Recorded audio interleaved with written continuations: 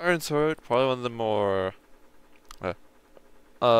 obscure weapons in the game, and people still question, is it worth getting to this day?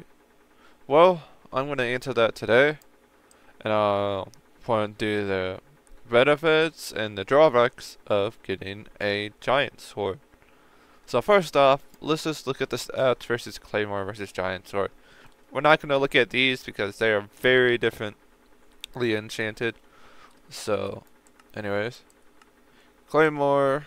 Let's just look at giant sword first. Giant sword, just 500 base damage, not that hard.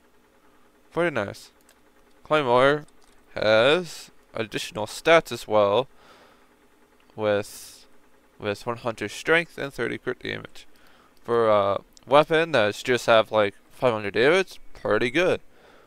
But the only issue is that the giant sword will run you up around 135 mil, while Claymore will run you up around 160 mil.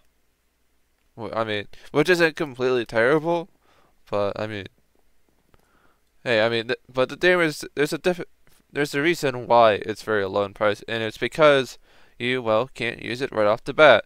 This requires a floor 6 completion, the giant sword, and the Claymore requires a Master 7 completion. And that's the only main issue with it, is that one has a higher rec than the other, but it's slightly more expensive. Of course, you can just pay for completions, but that's perfectly fine. Like, out of paying out all the completions, probably getting a completion to get the Claymore would probably be one of the better bets to do, because it is such a good weapon and it's very cheap.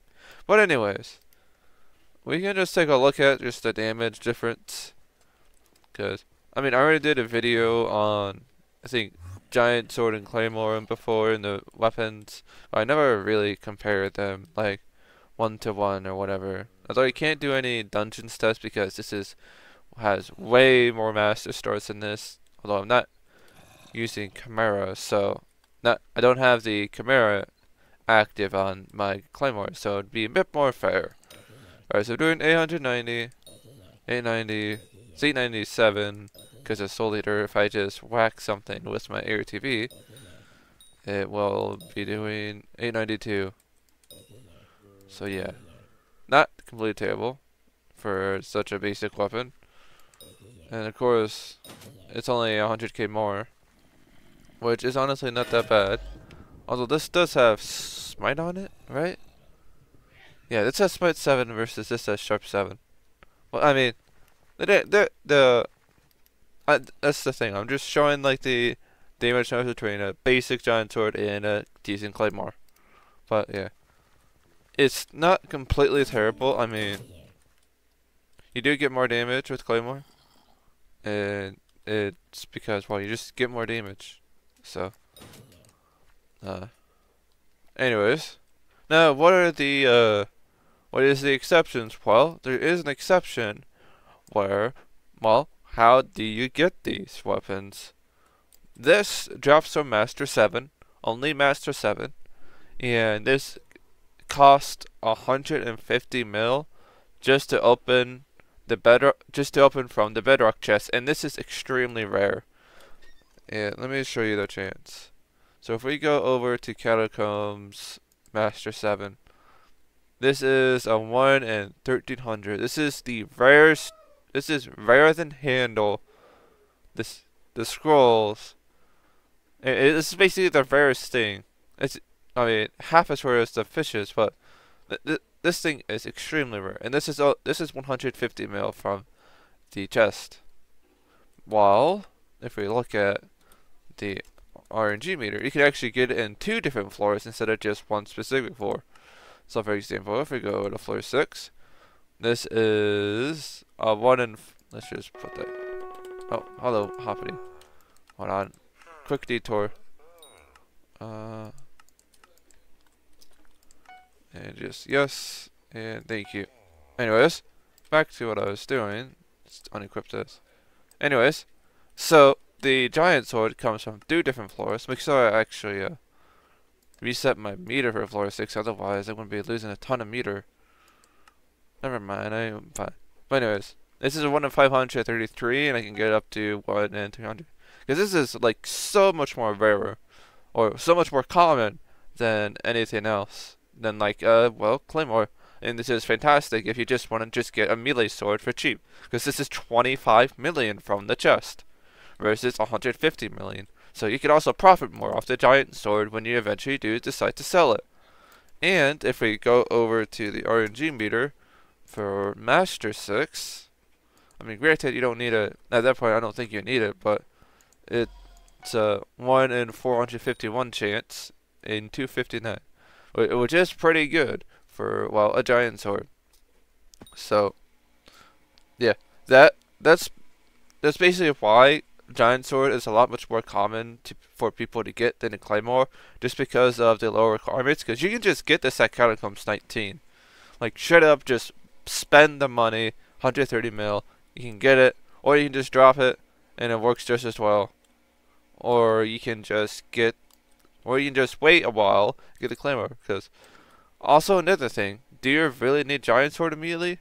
But I think that answers the question in like the past couple of years, because now you can do troopers, and it makes sense to, well, get a giant sword now instead of just getting stuff like a just like a juju and just not worrying about it. But now it makes sense to get giant sword.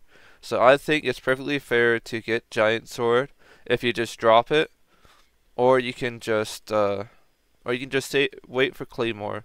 Because, I mean, Bouquet of Lies is a pretty good weapon by itself. But, yeah.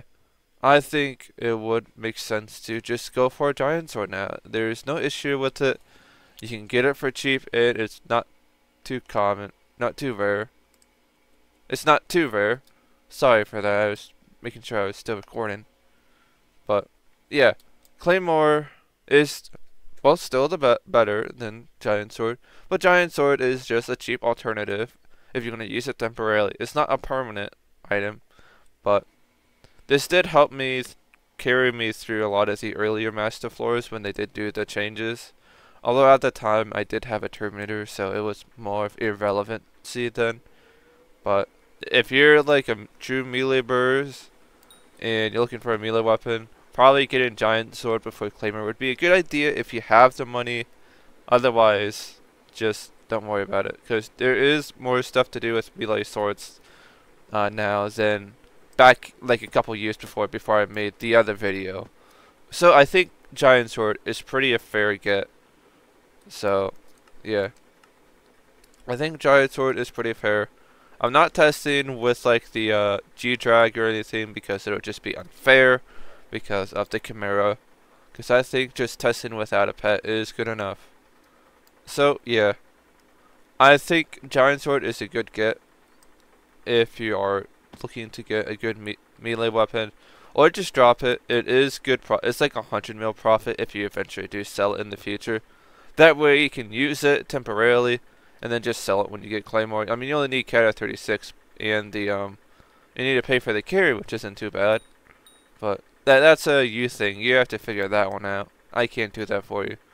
But other than that, Claymore is a good get, but Claymore is better.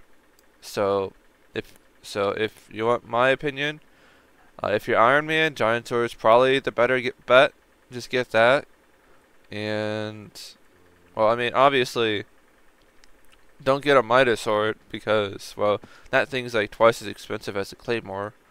And besides, you can't even use it to a G-Drag. But if you do get a G-Drag, I guess Midas sword because you don't have to. But like I said, we don't need to talk about Midas sword. We already know everything about it. But yeah, if you're looking for a cheap weapon or looking for a weapon that you can use and sell for later, that's always in high demand. This is usually sold in bulk, so this wouldn't be terrible compared to this one. This is sold one sale a day, I think, versus like 6 sales. So yeah, eventually it does sell if you do end up selling it. But hey, giant sword is still pretty good nowadays. There's more of a reason to get it, and there's more of a reason to get Claymore.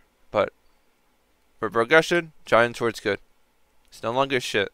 It makes sense now. Alright, that's enough for this video. So goodbye.